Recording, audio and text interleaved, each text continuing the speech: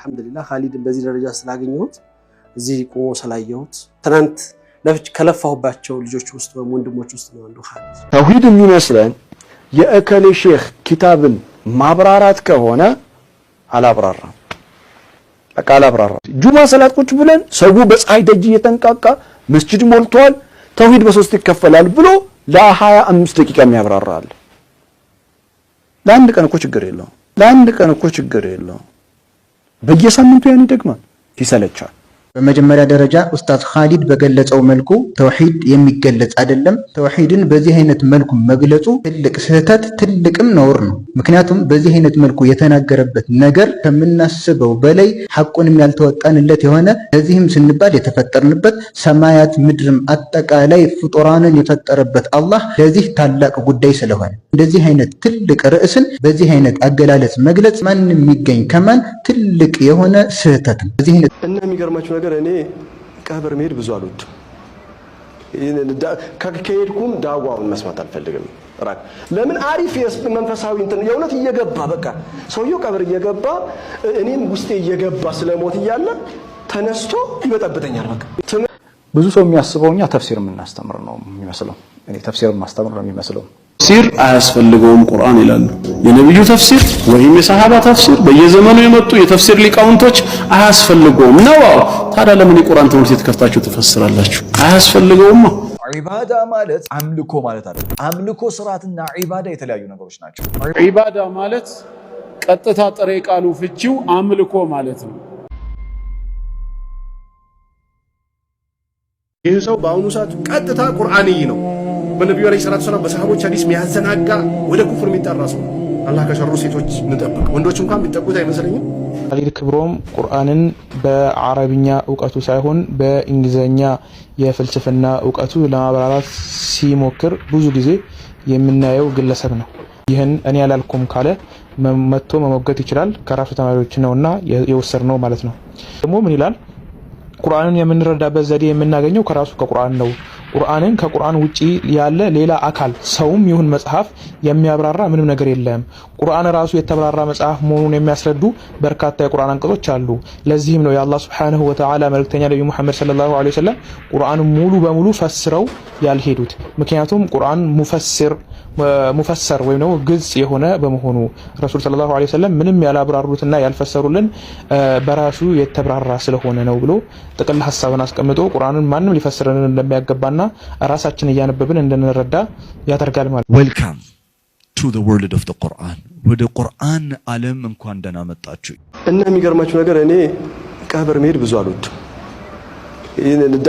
ከሄድኩም ዳዋውን መስማት አልፈልግም።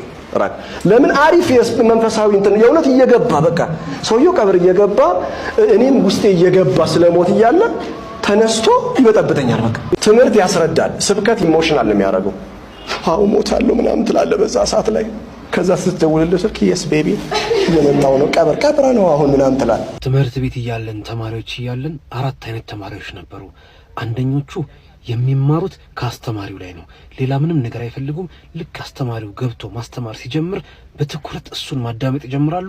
ሙሉ ትምህርቱን ሙሉ ሌሰኑን ከአስተማሪው ላይ ይቀሙት ነበር። ሁለተኞቹ ደግሞ ክፍል ውስጥ አስተማሪው መስማት አያስፈልጋቸውም። ምን ያደርጋሉ? ቤት ሄደው ከደብተራቸውና ከመጽሐፋቸው ጋር ይገናኛሉ።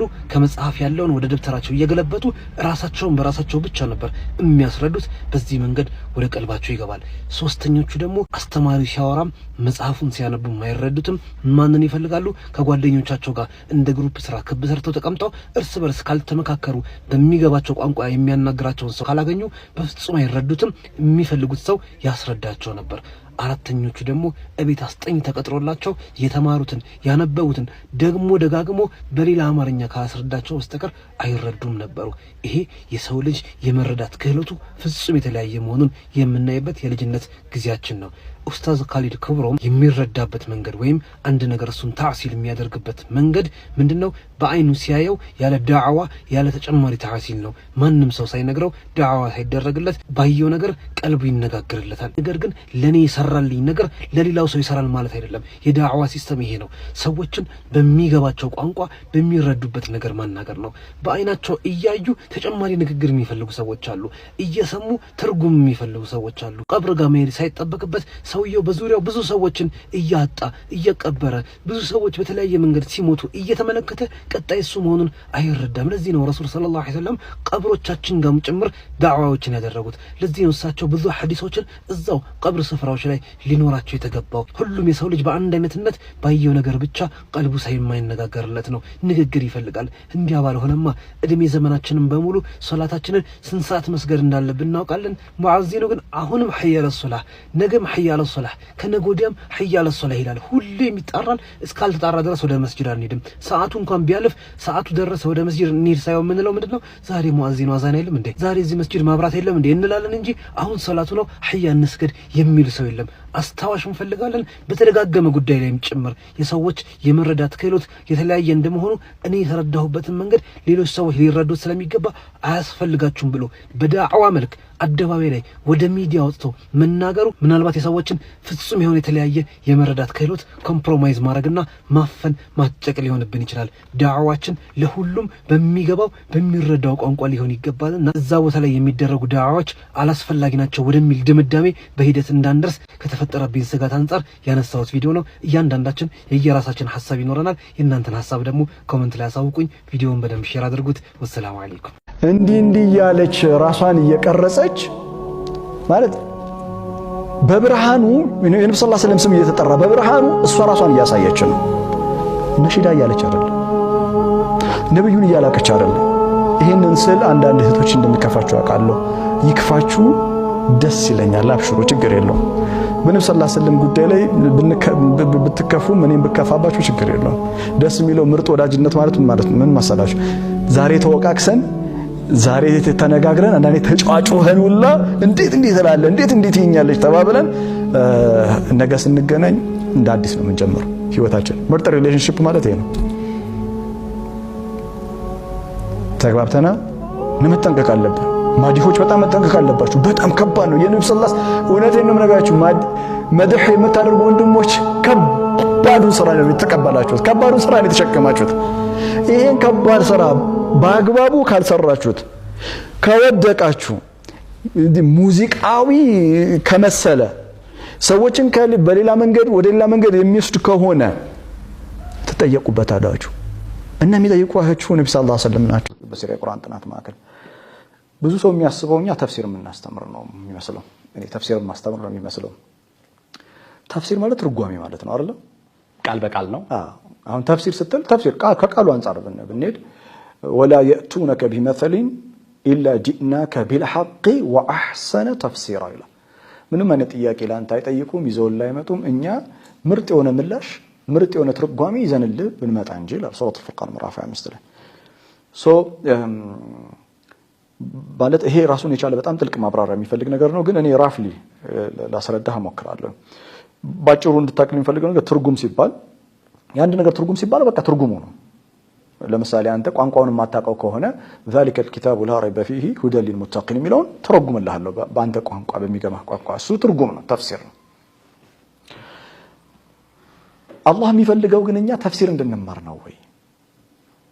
ታስበው ትልቅ ጥያቄ ነው። ተፍሲር አያስፈልግም እያልኩ አይደለም፣ ልብ በል። ተፍሲር አያስፈልግም። ቋንቋውን ለማያውቀው ሰው ተፍሲር ማድረግ አለበት።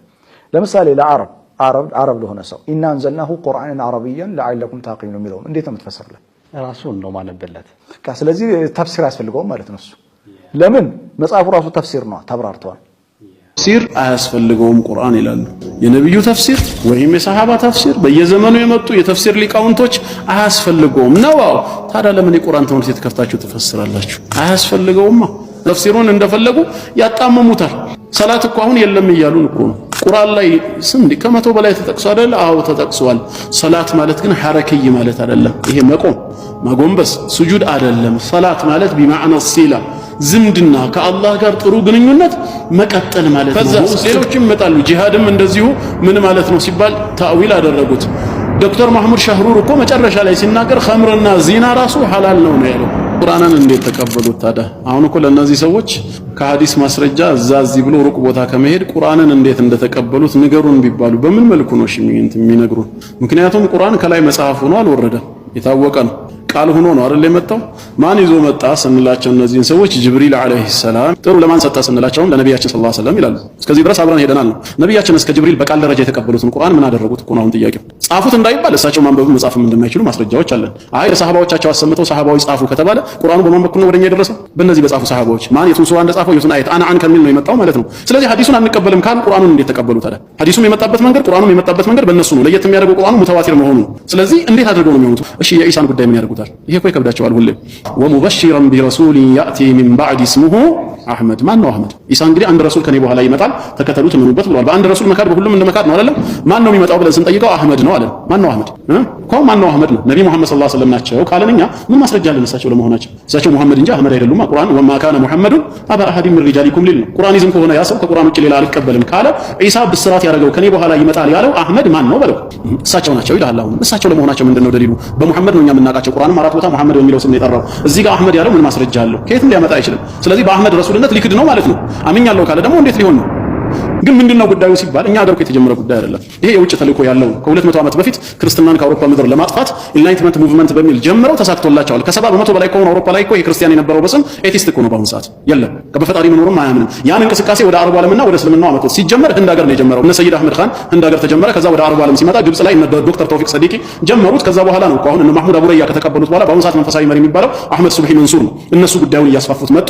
አሜሪካ ላይ ደግሞ ረሻድ ኸሊፋ ተቀበለው ይሄንን ጉዳይ። ረሻድ ኸሊፋ ማለት እንግዲህ የባህውላ እምነት ተከታይ ነው። ሃይማኖቱ ሌላ ነው። ነገር ግን ይሄንን ተቀበለና ቁርአን ብቻ ነው እስልምና ብሎ መስበክ ጀመረ። መጨረሻ ላይ እኔ ነብይ ነኝ አለ። ራሱ ነብይ ነኝ ብለው አወጀ። በራሱ መስጊድ ላይ ገደሉት እዛው ማለት ነው ረሻድ ኸሊፋ የተባለው ማህሙድ ሻህሩር። ከዛ በኋላ ይሄንን ጉዳይ አሉ ብዙዎቹ ብቻ አላኩል ያህል እና የትም የማያስኬዳቸው ብዙ መፈናፈኛ የሚያጣቸዋል። ቁርአን ብቻ ሳይሆን ሐዲስንም ጭምር እንቀበላለን። ከምን ተነስተን ከተባለ ብዙ ማረጋገጫዎች አሉ። ከነዚህ መካከል አንዱ አጢኡላህ ወአጢኡ ረሱል ተብለናል። ይሄ አየት እኛን ይመለከታል ወይስ አይመለከትም ነው ባቸው ምን ጠይቃቸው። አዎ ይመለከታል ካሉ አጢኡላህ አላህን ታዘዙ ተብለናል። እንዴት ነው የምንታዘዘው? አላህን መታዘዝ እንዴት? ቀጥታ ወህይ አይመጣልን፣ ቃሉን አያሰማም። ቃሉን ያወረደውን ቁርአንን በመስማት ነው አይደል? ወአጢኡ ረሱል እሺ መልእክተኛውን ታዘዙ አለለኛ። የታሉ መልእክተኛው? በአካል ከኛ ጋር የሉም። እንዴት ነው የምንታዘዘው? እሺ መልእክተኛው ወደ ቁርአን ተመለሱ። ምን ማለት ነው? ይሄማ ከሆነ አጢኡላህ ወአጢኡላህ ነው ትርጉሙ። ወአጢኡ ረሱል ከተባለ የግድ ሙጥለቅ ጣዓ ሊኖራቸው ይገባል ልንታዘዝ። ቁል ኢን ኩንቱም ቱሂቡነ አላህ ፈተቢዑኒ እኔን ተከተሉኝ በላቸው አለ። እንዴት እንከተላቸው? እሺ መልእክተኛው ብዙ ማስረጃ መጥቀስ ይቻላል። ቂብላ መጀመሪያ የት ነበረ? ከካዕባ በፊት መስጂድ አልአቅሳ ነው አይደል? ሰየቁሉ ሱፈሃኡ ሚነ ናሲ ማ ወላሁም ዐን ቂብለቲሂም አለቲ ካኑ ዐለይሃ ይላል። መጀመሪያ ከነበሩባት ቂብላ ወደ ካዕባ ምን አዞራቸው በማለት ቂሎች በተቃውሞ ይጠይቃሉ አለ። አሃ ከካዕባ በፊት ሌላ ቂብላ ነበረ ነው አይደል? አዎ እነዚህን ቁርአን ይዘናል የሚሉትን ልንጠይቃቸው ነው። ያ ቂብላ የቱ ነው አልናቸው። አልአቅሳ አሉ። ማን ነበር ያዘዘን ወደዛ ዞረን እንድንሰግድ? አላህ ካሉ እሺ ቁርአኑ ላይ ያሳዩ። የቱ ጋር ነው ያዘዘን? ወደ ካዕባስ ፈወሊ ወጅሀከ ሸጥረል መስጂዲል ሐራም ወሐይቱማ ኩንቱም ብሎ እኛንም ጨምሮ አዘዘን። ወደ ቤተል መቅዲስ ይሰገድ ከነበረ ማን ያዘዛቸው? እሳቸውና ሰሃቦችን ቅድሚያ ወደ ቤተል መቅዲስ አላህ ነዋ ሲሉ ያምጡት። የለም ሐዲስ ላይ ነው ያለው። አላህ ደግሞ ምን አለ? ያን ሐዲስ ላይ ያለውን የራሱ ትእዛዝ አድርጎት ወማ ጀዐልነል ቂብለተ አለቲ ኩንተ ዐለይሃ ኢላ ሊነዕለመ ብሎ አየቱ ይቀጥላል ማለት ነው። ያ መጀመሪያ የነበርክባትን ጊዜያዊ ቂብላ ቋሚ ቂብላ እኮ አላደረኳትም። መጀመሪያውኑ አንተን እሺ ብሎ የሚከተልህን ሰው ወደ ክህደት ከሚመለሰው ሰው በተግባር አበጥሬ ላሳያችሁ ብፈልግ እንጂ አለ ጌታ አላህ። ያንን ቂብላ ጊዜያዊ ማድረጉን ነግሮናል። ግን እሱ እንዳደረገው በቀጥታ ሰሪህ በሆነ የሚናገር የቁርአን አንቀጽ የለም። ሐዲስ ላይ ነው ያለው። ይሄ ማለት መልእክተኛው ያዘዙት ሁሉ ማን ያዘዘው ነው? አላህ ያዘዘው ነው። መን ዩጢዕ ረሱለ ፈቀድ አጣዕ አላህ። እሳቸውን መታዘዝ አላህን መታዘዝ ነው። ለምን ታዘዙ ብሎ ስላዘዘን። ግን አሁን ምንድነው የሚፈለገው? ፊትና በሰዎች መሃል መቀስቀስ። እንደዚሁ ደግሞ ምንድነው ትልቁ የመጨረሻ ግቡ እኮ በሐዲስ እኮ አይበቃም ነገር ቁርአኑንም ኢንካር ወደ ማድረግ እኮ ይመጣል። በተለይ ኻተሙን ነብይን ተዘጋጅተውበታል። እሳቸው የመጨረሻ ነብይ አይደሉም እኮ ነው የሚሉት እነ ዶክተር ማህሙድ ሻህሩ ሌሎችም። ኻተም ማለት እጅ ላይ የሚታሰር ኻቲም ቀለበት የለም የነቢያቶች ሁሉ ጌጥ አይነታ ናቸው ለማለት እንጂ የመጨረሻ መደምደሚያ አይደሉም ነው። ለምንድነው የተፈለገው? ነብይ ነኝ ብሎ ለሚነሳ ሰው ሁሉ በር መክፈቻ እንዲሆን ነው። ይሄው ለዚህ ነው ረሻድ ኸሊፋ መጨረሻ ነብይ ነኝ ያለው። እንዲህ አይነት ነገር ሀገራችን እንዳይመጣ ብዙ ጊዜ ደግሞ ይሄንን የሚያቀነቅኑ ሰዎች መጨረሻ ነብይ ነን እኮ ነው የሚሉት ሁሉ። እንዴት ላላችሁ ቁርአን እንዲህ ብሎ አይደለም ወይ ሲባሉ አይ ኻተም ማለት ቢማዕነል ኻቲም ይሄ እጅ ላይ የሚታሰር ቀለበት የነቢያት ጌጥ ማለት እንጂ መደምደሚያ አይደለም። ሐዲስ ላይ ከመጡ ግን በሩን የሚዘጋ ብዙ ሐዲስ አለ ላ ነብይ ባዕዲ የመሳሰሉ። ስለዚህ ቅድሚያ ሐዲሱ ላይ ዘመቻ ከፈቱበት። ከዛ ነገ ቁርአኑ ላይ ዘመቻ ይከፍታሉ። ተፍሲሩን እንደፈለጉ ያጣመሙታል። ሰላት እኮ አሁን የለም እያሉን እኮ ነው። ቁርአን ላይ ስንት ከመቶ በላይ ተጠቅሷል አይደል? አዎ ተጠቅሷል። ሰላት ማለት ግን ሐረክይ ማለት አይደለም። ይሄ መቆም መጎንበስ ሱጁድ አይደለም። ሰላት ማለት ቢማዕነ ሲላ ዝምድና ከአላህ ጋር ጥሩ ግንኙነት መቀጠል ማለት ነው። በውስጥ ጥሩ ስትሆን ክፉ መተውን ስታቆም ሰላት ላይ ነህ ማለት ነው። ይሄ ነው ቁርአን ላይ የተጠቀሰው እንጂ ቁም አጎንበስ ሱጁድ ውረድ የሚል የለም። ይሄ ነው የተጀመረው። ከዛስ ሌሎችም ይመጣሉ። ጂሃድም እንደዚሁ ምን ማለት ነው ሲባል ታዊል አደረጉት። ዶክተር ማህሙድ ሻህሩር እኮ መጨረሻ ላይ ሲናገር ኸምርና ዚና ራሱ ሐላል ነው ያለው። ቁርአን ላይ ሐራም የሚል የለም ነው ያለው። እንዴ ላ ተቀርቡ ዚና እኮ ላ ተቀርቡ ነው ያለው። ሐራም ነው ያለው የቱ ጋር ነው? ሁለተኛ ደግሞ ዚና የሚባለው አደባባይ ሲወጣ ነው። በድብቅ ሲሆን አይሆንም። ኸምርስ የትም ቦታ ቁርአን ላይ ሐራም ነው የሚል የለም። ኢነመል ኸምሩ ወልመይሲሩ ወልአንሷቡ ወልአዝላሙ ሪጅሱም ሚን ዐመሊ ሸይጣን ፈጅተኒቡሁ ያለው ራቁት ብሎ መከረን እንጂ ሐራም ነው አላለም። የት አለ ሐራም የሚል? ሐራም የሆኑት 18 ነገሮች ብቻ ናቸው። ኢነማ ሐረመ ዐለይኩም ምትለዋን ይጠቅሱና ማለት ነው 18። እሱም እኮ ማለት ይላሉ። ከዛ ደግሞ ሐራም ማለት አሁንም ውግዝና ከልክል ማለት ሳይሆን ድንበር ማለት ነው። እንዴት በቃ በቁርአን እንደፈለጉ እንዲጫወቱ ነው የሚፈልጉት። ለዚህ እኮ ነው ተፍሲር አያስፈልገውም ቁርአን ይላሉ። የነብዩ ተፍሲር ወይም የሰሃባ ተፍሲር በየዘመኑ የመጡ የተፍሲር ሊቃውንቶች አያስፈልገውም ነው። ታዲያ ለምን የቁርአን ትምህርት ከፍታችሁ ትፈስራላችሁ? አያስፈልገውማ። እናንተ ማን ናችሁ? አሁን እኮ ከነብያችን ሰለላሁ ዐለይሂ ወሰለም እኛም በልጣለን እኮ ነው ሊሳኑል ሐል በአንድ በኩል። ለምን የእሳቸው ሙሂማ ግዳጁ በላግ መልእክት ማድረስ ነው። እኛ ግን እናደርሳለን እንፈስራለን ሁሉ እያሉ ነው። ከእሳቸው የበለጠ ሚናን እየተጫወቱ ነው። አላህ ይጠብቀን ከእንደዚህ አይነት ነገር። ሲታይ በራሱ የሚፈረካከስ ነው። የውጮቹም አልተሳካላቸውም፣ ግን የተወሰነ ጊዜ ሹባህ መጣላቸው አይቀርም። ዑለማዎቻችንም ዝም ስላሉ ነው፣ መልስ ስላልሰጡ ነው እንጂ ጉዳዩ አደባባይ መውጣት ካለበትማ የተዘጋጁ መልሶች እኮ አሉ። ግን አንዳንድ ጊዜ መስላህና መፍሰዳ ግምት ውስጥ ገብቶ ከኋላ ምን ያስከተላል? ቢያንስ አንድ ሰው አእምሮ ያለው ሰው ነብያችን ሰለላሁ ዐለይሂ ወሰለም ነብይ ሆኖ ከተላኩ በኋላ እስካሁን 1400 ዓመት አልፈጀም? በ1400 ዓመት ውስጥ እስልምና ማለት ቁርአን እንጂ ሌላ አይደለም የሚል እስቲ አንድ አርአያ ማን አላችሁ ቢባሉ ማን ይጠቅሳሉ? ይሄ ማለት 1400 ዓመት ሙሉ ሙስሊሙ ጥመት ውስጥ ነበር ነው። ጭራሽ የመጨረሻው ዘግናኙን ቃል እንደነገራችሁ ከፈለጋችሁ ነብዩን ሰለላሁ ዐለይሂ ወሰለም መታዘዝ በአላህ ላይ ማሻረክ ነው ያሉት። በግልጽ ቋንቋ ሙሽሪክ ናቸው አሉ። እንዴት ስንላቸው መታዘዝ ለአላህ ብቻ ነው። ስለዚህ እሳቸውን ከቁርአን ውጪ በሐዲሳቸው እንታዘዛለን ካላችሁ ከአላህ ጋር ምን አደረጋችሁ? በመታዘዝ አስተካከላችሁ ሙሽሪክ ሆናችኋል እኮ ነው የሚባለው። ገና እንድናለን እሳቸውን የታዘዘ ጀነት ይገባል አይደለም? እንደውም ሙሽሪኮች ናቸው። መታዘዝ ለአላህ ነው። ምንድነው የእሳቸው ሚና? አድርስ ተብለዋል። ቁርአኑን ማድረስ ነው። አለቀ በቃ። የምንታዘዘው አላህን እንጂ እሳቸውን አይደለም። ተመልከቱ የት እንደደረሱ። የሀገር ቤቱ ገና ስላቆጠቆጠ ነው ይሄ ያልወጣው እንጂ እነማን ናቸው የመሯቸው ከየት ነው የሚያገኙት የሚለው የታወቀ ነው። የውጪዎቹን ዩቲዩብ ላይ ከፍተን ስናያቸው እኮ እዚህ ደረጃ ደርሰዋል። ጣዖት አምላኪ እኮ ነው የሚሉት ሙስሊሙን ሱንኒዩን ዓለም። ለምን ሲባሉ ከቁርአን ውጪ ሱና የሚባል ትውፊት የሚያመልኩ ይላሉ። እዚህ ደረጃ ደርሰዋል። የኛዎቹም ነገ ሲያድጉ እዛ መድረሳቸው አይቀርም። አላህ ያሳካላቸው። ስለዚህ የመጣው በላ በጣም አስፈሪ ነው። ምንድነው መፍትሄው ሲባል ወደ ዒልም መቅረብ ብቻ ነው። ዑለማዎች ጋር ተጋብሎ መማር፣ መጠየቅ፣ ተረጋግቶ ይሄ ጉዳይ ምንድነው የሚለውን ማጥናት ነው የሚያስፈልገው። በ1400 ዓመት ያልታየ ነገር ዛሬ ይዘው ሲመጡ እስቲ አርአያ ጥቀሱ እኮ ቢባል አንድ አሊም እኮ አይጠቅሱም። እኛ እኮ ብዙ አለን። ከአራቱ መዛሂብ ዑለማዎች አንስቶ በየዘመናቱ እኮ በፊርቃ ደረጃ አንቱ ብለን ስም የምንጠራቸው አሊሞች አቂዳ የመናጅ አሉን በዚህ መስመር ላይ ያለ። እስኪ እናንተ ማንን ትጠራላችሁ ቢባሉ ማንን ይላሉ? የላቸውም። ወደ ኋላ ተመልሰው ከሳቸው ጀምሮ እከሌ አርአያችን ነው እስልምና ማለት ቁርአን እንጂ ሌላ ምንም የለውም በማለት እንደዚህ አይነት አኢማዎች አሉ ብለው ወደ ኋላ ማጋ ይመለሱ። ማንም ጋር ሊመለሱ አይችሉም። ለምንድን ነው የማይከብዳቸው? ከአንዱ ጋር ስገናኝ ይሄን ጥያቄ ነው ያነሳሁት። አንተ ዛሬ እስልምና ቁርአን ብቻ ነው ሐዲስ አያስፈልግም ስትል እውነት በዚህ የቀደመህ አሊም ማን አለ አልኩት። ጣት የሚቀሰርበት ማንም። እኛ ግን ከሺህ በላይ አለ። ኢማሙ ሻፊዒ ብንል ጭራሽ አሁን በሳቸው ላይ ነው 24 ሰዓት እርግማኑ ያለው የቁርአን ይዘሞች። ለመጀመሪያ ጊዜ በቁርአን ላይ ሱና የሚባል በሽታን አምጥቶ የጨመረብን ኢማሙ ሻፊዒ የሚባል ነው ይላሉ። ሱብሃንአላህ። እኛ አኢማዎች አሉ ምን ጠቅሳቸው ሱናን የህይወት መመሪያቸው ያደረጉ። እናንተ ግን እስልምና ቁርአን ብቻ ነው የምትሉት ማን አላችሁ ቢባሉ ኸዋሪጅን እንጂ ማንንም አይጠቅሱም። ኸዋሪጅ ደግሞ ጠማማ ፊርቃ መሆኑ የታወቀ ስለሆነ ደፍረው ወደ እነሱ አይጠቁሙም። እና ይሄ ፊትና አስፈሪ ነው። ግን ኢንሻአላህ ወንድሞች መልስ መስጠት ጀምረዋል። ያን መልስ መከታተልና ከዛ በኋላ እነሱን ትቶ ወደ ራሳችን መመለስ። አትስገዱ ይሏቸዋል። ማን አዘዛችሁ? አትጾሙ ጭራሽ ደግሞ አሉ ነው። ለምን ቁርአን ላይ ጾም ታዟል አይደለም ወይ? ጾም ማለት ምንድነው? አንተ ልጅ አፍህ ጾም ሲባል አፍህ ቆጠብ ማለት በቃ ከመጥፎ ነገር ተቆጠቡ። ተመልከቱ እስልምና ያለ ተግባር ራቁት ማስቀረት እኮ ነው የተፈለገው። እንደ ዒባዳ ማለት አምልኮ ማለት አይደለም። አምልኮ ስርዓትና ዒባዳ የተለያዩ ነገሮች ናቸው። ዒባዳ ማለት ምን ማለት ነው? ሰው የትም ቦታ መሄድ የለበትም የዒባዳን ትርጓሜ ለማግኘት። ኻሊድ አይደለም የሚተረጉመው ወይም ፉላን አይደለም ወይም የሆነ መጽሐፍ አይደለም የሚያብራራው። ዒባዳ ምን ማለት ነው የሚለውን መጀመሪያ ቋንቋ ነው የሚያብራራው። በቋንቋ መነጽር ዒባዳ ማለት ምን ማለት ነው? አንድ ሁለተኛ ዒባዳን ቁርአን እንዴት ይመለከተዋል? ዒባዳ ምን ማለት ነው? የመጀመሪያ የምናብራራው ከምን አንጻር ይሆናል? ከቋንቋ አንጻር። ዒባዳ ለሚለው ከሊማ ቃል ቋንቋዊ ትርጓሜ እንሰጣለን። መጀመሪያ አንድ ሰው ዓበደ ሸይ የሆነ ነገር ተገዛ ስንል ዓበደ ሸይ ተገዛ ማለት ዓበደ ሸይ ቢማና ኸደዐ ለሁ ለሚገዛው አካል ቶታል ሰብሚሽን ፍጹም የሆነ መተናነስ። ወታቢዐሁ ይሰመርበት፣ ወታቢዐሁ ተከተለው ማለት ነው። ተከተለ ዓበደ ቢማና ተከተለ ማለት ነው። ያንን አካል የሚገዛውን አካል ባሰመረው ሜቶዶሎጂ፣ ባሰመረው ፊሎሶፊ በኩል መፍሰስ የዘረጋውን መንገድ መከተል ዒባዳ ተብሎ ይጠራል። ዒባዳ መከተል ነው። ይህንን የዒባዳ ትርጓሜን ቁርአን ይቀበለዋል ወይስ አይቀበለውም? ቀጥሎ የምናየው እሱ ተመልከት። ሱረቱል ያሲን ምዕራፍ 36 አለም አሐድ ኢለይኩም ከእናንተ ጋር ቃል ኪዳን አልገባሁምን? ያ በኒ አደም እናንተ የአደም ልጆች። ይሄን የምንባለው የውመል ቂያማ ነው። ባይዘው የውመል ቂያማ ሁሉም ተሰብስበው አለም አሐድ ኢለይኩም ያ በኒ አደም አላ ተዕቡዱ ሸይጣን ሸይጣንን አትገዙ አላልኳችሁምን? ኢነሁ ለኩም ዐዱውን ሙቢን ለእሱ ለእናንተ ግልጽ ጠላት ነው ብዬ አልነገርኳችሁም? አሁን ቢላሂ ዐለይኩም ሸይጣን ምን አታድርጉት ነው ያለው?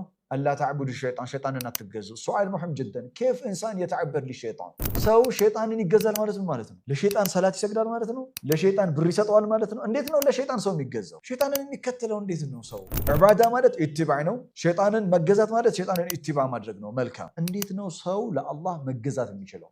ሰው እንዴት ነው ለአላህ የሚገዛው? ቢሰራጥል ሙስተቂም በቀጥተኛው መንገድ ዒባዳ ከቋንቋ አንፃር ኢትባዕ ማለት ነው። ዒባዳ ከቁርአን ኮንቴክስት አንፃር መከተል ማለት ነው። ሸይጣንን መገዛት ማለት ሸይጣንን መከተል ማለት ነው። አላህን መገዛት ማለት አላህ ለዘረጋው ስርዓት፣ አላህ ለዘረጋው ቀዋኒን አልውጁድ፣ አላህ ለዘረጋው ስርዓት ፍጹም ታዛዥ መሆን ማለት ነው። ሌሎች ፍጥረት በአጠቃላይ አላህ የዘረጋውን ስርዓት የሚከተሉ ስለሆነ ሁሌም 24 hours ኢባዳ ላይ ናቸው። ለሸምሱ የንበጊ ለሃ አን ቱድሪከል ቀመር ወለለይሉ ሳቢቁን ነሃር ወኩሉን መጀራት ፊ ሰማዋት ፊ ፈለኪን የስበሑን። በሌላ አባባል ማለት ነው ለተፈጠሩለት ዓላማ አላህ ለዘረጋላቸው ህግና ስርዓት ጸጥ ለጥ ብሎ ፍጥረታት በአጠቃላይ ይሄዳሉ። የሚረብሸው ብቻ ነው። ዒባዳ ማለት ቀጥታ ጥሬ ቃሉ ፍቺው አምልኮ ማለት ነው። ሃይማኖታዊ ፍቺውን በተመለከተ የዓቂዳ ሊቃውንቶች የተለያየ አይነት ታሪፋት የተለያየ አይነት ትርጓሜ ይሰጡታል። ያው ሐሳባቸው አንድ ሆኖ ማለት ነው። ከሁሉም የተሻለውና ሁሉንም ጠቅልሎ የያዘው ሸይኹል ኢስላም ኢብኑ ተይሚያ ረሂመሁላህ አልዑቡድያ በሚለው ኪታባቸው ላይ ስለ ዒባዳ የሰጡት ማብራሪያ ነው። በዛ ኪታባቸው ላይ ምን ይላሉ? ዒባዳ ማለት እስሙን ጃሚዑን ሊኩል ማ ዩሒቡሁ ላሁ ወየርዳህ ሚን አልአቅዋል ወልአዕማል አዛሂረቲ ወልባጢና። ዒባዳ አምልኮ ማለት እስሙን ስም ነው ይላሉ፣ የተሰጠ ስያሜ ነው። ጃሚዑን ጠቅላይ የሆነ ማለት ነው። እነማንን የሚያካትት የሚጠቀልል? ሊኩል ማ ዩሒቡሁ ላህ አላህ የሚወደውንና የሚፈልገውን ነገር በጠቅላላ ሊያካትት የሚችል ስያሜ ነው። ሚነል አቅዋል ከንግግር የተገኘም ይሁን ወልአዕማል ከስራ ወይም ከተግባር የተገኘ አላህ እስከወደደው ድረስ ያ ንግግር ወይም ተግባር ምን ተብሎ ይጠራል? ዒባዳ አምልኮ ተብሎ ይጠራል። አዛሂረቲ ወልባጢና። አዛሂራ በይፋ የሚታይ በእንቅስቃሴ የሚተገበርም ይሁን አልባጢና ውስጣዊ የሆነ በልቦናችን በእምነት የምንሰራውም ይሁን ዋናው ነገር ያንን ንግግርና ተግባር አላህ የሚወደው መሆኑ ብቻ ነው የሚፈለገው። ጌታ አላህ ከወደደውና ከፈለገው ንግግሩም ተግባሩም ዒባዳ ተብሎ ይጠራል። ዒባዳ ሲባል በእስልምና ሶላት፣ ዘካ፣ ጾምና ሐጅ ላይ ብቻ የሚገደብ አይደለም ነው። ምንም እነዚህ ዋና ዋና የዒባዳ ክፍሎች ቢሆኑም ዒባዳ የሚለው ውስጥ የሚካተቱት ግን ከዚህ ውጪ ሌሎችም ብዙ አሉ ለማለት ነው። በንግግርም የምትናገረው ንግግር መልካም ንግግር ከሆነ፣ ሰዎችን ቆመህ የምትመክራቸው ከሆነ፣ በመልካም የምታዛቸው ከመጥፎ የምትከለክላቸው ከሆነ እነዚህን ድርጊቶችህን አላህ ከወደደው ንግግርህ ራሱ ምንድነው? ዒባዳ ነው፣ አምልኮ ነው፣ ይጻፍልሃል፣ አጅር ይኖርሃል። እንደዚሁም ተግባርህ በጠቅላላ የግድ ለሰላት ወደ ሩኩዕ ወደ ስጁድ ብቻ ሳይሆን ዝምድና ለመቀጠል፣ የታመመ ለመርዳት፣ የሰዎችን ሁኔታ ለመጠየቅ የምትንቀሳቀስ ከሆነ ያ እንቅስቃሴ አላህ ዘንድ የተወደደ ከሆነ እሱም ዒባዳ ተብሎ ይቆጠራል። ሐታ ከፊል ዑለማዎች ምን ይላሉ? ወልዓዳቱል መሽሩዓ ሌላው ይቅርና ይላሉ ከአምልኮ ዘርፍ ውጪ የሆኑ ልማዳዊ ስርዓቶቻችን፣ ባህላዊ ግብይቶቻችን ራሳቸው ቱስቢሁ ዒባዳት አምልኮ ሊሆኑ ይችላሉ። ወደ ዒባዳ ልንቀይረው እንችላለን። ኢዛ ቁሲደ ቢሃ ኢምቲሳሉ አምሪላሂ ዐዘ ወጀል በእነሱ የተፈለገውና የታለመበት ግባችን ነገ የአላህን ትእዛዝ ለመፈጸም ይረዳናል የሚል ንያ ከተካተተበት። ምሳሌ ቲጃራ በንግድ ዓለም ላይ መሰማራት ንግድ በራሱ ሚነል ኡሙሪል ሙባሃ ከተፈቀዱ ተግባራቶች እንጂ ከዒባዳ ወይ ከአምልኮ ዘርፍ አይመደብም። ነገር ግን ሰውየው ወደ ንግድ ዓለም ሲገባ ዓላማና ግብ አድርጎ የሚነሳው ነገር ንግዱን ራሱ ወደ ዒባዳ ሊቀይረው ይችላል። ምንድነው ዓላማ ሲባል የብዙ ሰው ዓላማ ሊሆን የሚችለው ምናልባት አሁን ካለሁበት ከኪራይ ቤት ኑሮ ከጠባብ ቤት ስቃይ ወጥቼ የራሴን የግል መሬት ሰፊ መሬት ገዝቼ ልሰራ ነው። ታክሲና አውቶቡስ ሁሌ ከምጋፋ ወይ በእግሬ ከምጓዝ የግል መኪና ይዤ ወደ ፈለኩት ቦታ እንዳሽከረክር ነው። ከምቸገር ነገ ከነጎዳ ምን ሆናለሁ ብዬ ከማስብ አካውንቴ ላይ በሺና በሚሊዮን የሚቆጠር ገንዘብ እንዲኖረኝ ነው ብሎ ሊያስብ ይችላል። የተፈቀደ ነገር ነው። ሚነል ኡሙሪል ሙባሃ ሐላል ከሆኑት ውስጥ ይመደባል። ሌላኛው ግን አስተሳሰቡ ከዚህ የሰፋ ይሆንና እኔ ዋና ግቤ ይሄ አይደለም፣ ወገቤን ቀጥ ሊያደርግልኝ በሚችል መልኩ ከዱንያው ድርሻዬን ከተወጣው ለኔ በቂ ነው። ዋና ዓላማዬ ግን ነገ ሀብትን ስሰበስብ የአላህን መሳጅዶች የምገነባበት፣ የተቸገሩ ወንድምና እህቶችን የምረዳበት፣ የተራበውን በማብላት የተጠማውን በማጠጣት የታረዘውን ላለብስበት ነው የሚል ትክክለኛ ንያ በልቡ አሳድሮ ከሆነ የተነሳው ንግዱ ራሱ ዒባዳ ይሆናል፣ አጅር ይጻፍለታል ማለት ነው። ስለዚህ ዋናው ነገር አንድን ዒባዳ ወይ የአምልኮ ዘርፍ ዒባዳ ነው ለማለት በጌታ አላህ ዘንድ ያ የተፈለገና የተወደደ መሆኑን ማረጋገጥ ዋናውና ብቸኛው መስፈርት ነው። አላህ ከወደደው ንግግሩም ተግባሩም በዛሂር የሚገኘውም ይሁን በልቡ የሚፈጽማቸው ሁሉ ዒባዳ ናቸው። በዛሂር ሳይታዩ በልብ የሚፈጸሙ ብዙ ዒባዳዎች አሉ። አላህን መፍራት፣ በአላህ ላይ መመካት፣ እሱን መውደድ የመሳሰሉ ስራዎችን ልብ ነው የሚሰራቸው። አላህ ደግሞ እነዚህን ተወኩል፣ ኸውፍ፣ መሐባ የሚባሉትን የሚወዳቸው ከሆነ ያ የልብ ስራም ዒባዳ ተብሎ ይጠራል ማለት ነው። ኻሊድ ክብሮም ቁርአንን በአረብኛ ዕውቀቱ ሳይሆን በእንግሊዘኛ የፍልስፍና ዕውቀቱ ለማብራራት ሲሞክር ብዙ ጊዜ የምናየው ግለሰብ ነው። አረብኛ ላይ እምብዛም በጣም ደካማ የሆነና ሐርፍ አወጣጥ እንኳን በስነ ስርዓት የማይወጣ ደካማ ሰው እንደሆነ ሁላችንም የምናውቀው ነው። የሆነው ይሁንና ቁርአንን ብቻ ነው የምንቀበለው እንጂ ሐዲስንም ሆነ ቁርአንን ሊያብራሩ የሚችሉ ተያያዥ ነገራቶችን አንቀበልም የሚል አስተምህሮ እንዳለው ደርሰንበታል። ይህንንም እስቲ በመረጃ እንመልከት። ይህ የራሱ መጽሐፍ ነው። ራሱ በፒዲኤፍ አድርጎ ለተማሪዎቹ ወይም ደግሞ በየወር ብር እያስከፈላቸው ለሚያስተምራቸው ተማሪዎቹ የሰጣቸው ፒዲኤፍ ነው። ይህን እኔ ያላልኩም ካለ መጥቶ መሞገት ይችላል። ከራሱ ተማሪዎች ነውና የወሰድነው ማለት ነው። ምን ይላል? ቁርአንን መልእክተኛው ሰለላሁ ዐለይሂ ወሰለም ያላብራሩበት ሁለተኛው ምክንያት ቁርአን ራሱን ለማስተንተን ክፍት ያደረገ መጽሐፍ በመሆኑ ነው። ቁርአን ይህ ነው ብለው ካብራሩልን ተደቡር ወይም ደግሞ ማስተንተን የሚባለው ነገር ይቆማል። ይህንንም የሚገልጹ የቁርአን አንቀጾች አሉ ብሎ ሹብሃውን ይነዛል ማለት ነው።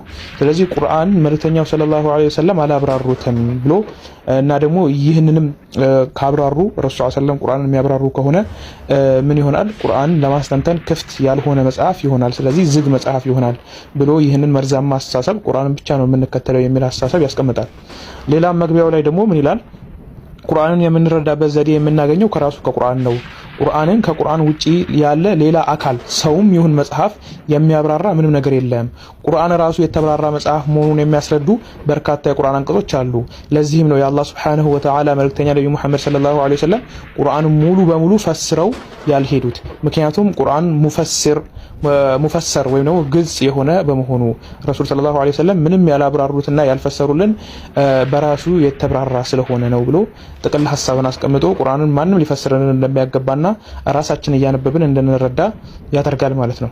ይህም ያስከተለው አደጋ ቁርአን ራሴ ገነዘባለሁ ራሴ ብቻ ነው ዝም ብዬ አንብቤ እረዳለሁ የሚል ሰውና ሐዲስን በፍጹም የማይቀበል ሰው ደግሞ ምን አይነት አደጋ ተከስቶበታል ተመልከቱ። ይህ ማለት ዒባዳና ሶላት የተለያየ ነው አለ። ዒባዳና ሶላት የተለያዩ ናቸው አለ። ዒባዳ ምንድነው? ቀጥተኛ መንገድ ነው። ቀጥተኛ መንገድ ምንድነው? ሱረቱል አልአንዓም ላይ ተብራርቷል ይልና ምን ይላል? የሶላት ትልቁ ሚና ዒባዳን ተሕቂቅ እንዲሆን የሚያግዝ ነው። ሶላት ያድሰናል፣ ለዒባዳ ያዘጋጀናል አለና ዒባዳ ሶላት አይደለም። ከዛ ምን አለ ከስር ዝቅ ብሎ ሶላት ወይም ጸሎት ዒባዳ ወይም ደግሞ አምልኮ አይደለም አለ። ተመልከቱ፣ ይህ ኩፍር ነው። ሶላት ወይም ደግሞ ሶላት ማለት ነው እኛ የምንሰግደው ሶላት በፍጹም ዒባዳ አይደለም ብሎ ከዛ ለማብራራት ይሞክራል ማለት ነው። ቀጠል ብሎ ብታነቡት ወደ 22 ገጽ ነው ሙሉ አንብቤዋለሁ። ቀጠል ብሎ ብታነቡት ዒባዳ የሚለው ምን ዲፊኒሽን ወይም ምን ትርጉም ይሰጠዋል? ዒባዳ ማለት እኛ ዝም ብለን የምንኖረው ኑሮ በልተን ለምሳሌ ጠጥተን ከዛ ሽንት ቤት የምንሄደው ይሄ ተፈጥሯዊ ህግ ነው ዒባዳ። ይህንን ተፈጥሯዊ ህግ በልተን ጠጥተን ሽንት ቤት ገብተን ምናምን ያለውን ነገር ለማገዝ ነው ሰላት የተደነገገብን እንጂ ሰላት በራሱ ዒባዳ አይደለም የሚል መርዛማና ከረሱል ሰለላሁ ዐለይሂ ወሰለም አስተምህሮ የሚያስወጣ የሆነ ንግግር ይናገራል። ለዚህ እንደ ማስረጃ የጠቀሳቸው የተለያዩ አንቀጾች አሉ። ይህ ቁርአንን በስነ ስርዓት ካለመረዳት የመነጨ የመሃይምነት ምንጭ ነውና ሌላ ጊዜ የምንመልሰው ይሆናል። ሰላት ዒባዳ አይደለም ብሎ ያነሳቸው ማስረጃዎች አንድ በአንድ የምንመልሰው ይሆናል። ዛሬ ግን የመጣሁት እንደዚህ አይነት አስተሳሰብ ያለውን ሰው ከመከተል እንድትቆጠቡና አላህን ሱብሓነሁ ወተዓላ እንድትፈሩ ነው። አላህ ሱብሓነሁ ወተዓላ የነቢዩን ሰለላሁ ዐለይሂ ወሰለም ሐዲስ መከተል እንዳለብን በበርካታ አንቀጾች ተናግረዋል። ይህንንም በሚቀጥለው ቪዲዮ በኻሊድ ክብሮም መልስ ቁጥር 2 በሚለው ላይ የምንመለስበት ይሆናል። ነገር ግን አሁን የጀመረው ምንድነው ከሱ ተጠንቀቁ፣ ካሁን በኋላ ይፋዊ የሆነ የሱ አስተምህሮ ላይ መልስ የምንሰጥበት ጊዜ ደርሷል ወደሚለው መተናል ማለት ነው። ካሁን በኋላ ተደብቀህ የምታስተምራቸውን ትምህርቶች እኛ ደግሞ ገሃድ እያወጣን ምን አይነት መርዛማና ምስጢራዊ ሰዎችን የሚገሉ እንደሆኑ የምናስረዳበት ጊዜ ደርሷል። ያ ኻሊድ ክብሮም ተመለስ ተውበት አድርግ። ጁማ ሰላት ቁጭ ብለን ሰው በፀሐይ ደጅ እየተንቃቃ መስጂድ ሞልቷል ተውሂድ በሶስት ይከፈላል ብሎ ለ25 ደቂቃ የሚያብራራል። ለአንድ ቀን እኮ ችግር የለውም። በየሳምንቱ ያን ይደግማል።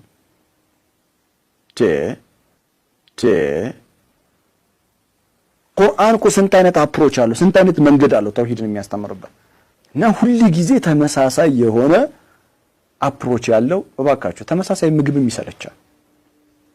ተመሳሳይ የሆነ አፕሮች ይሰለቻል።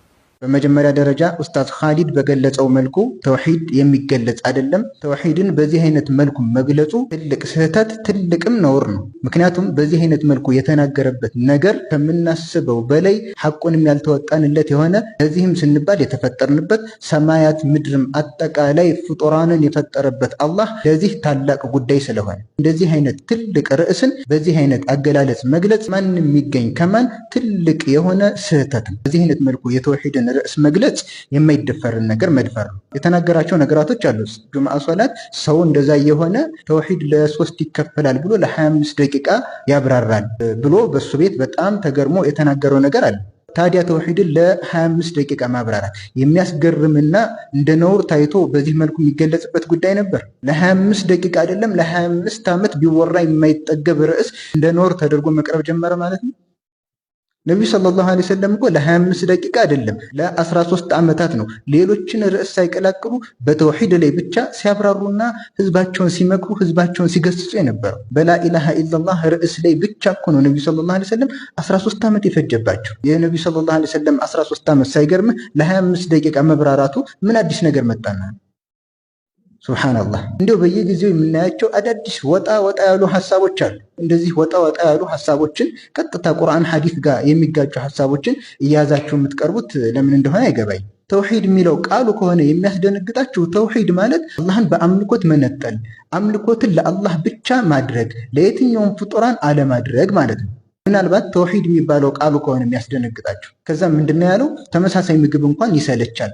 ስለዚህ ተውሂድም ሲደጋገም ይሰለቻል ለማለት ነው።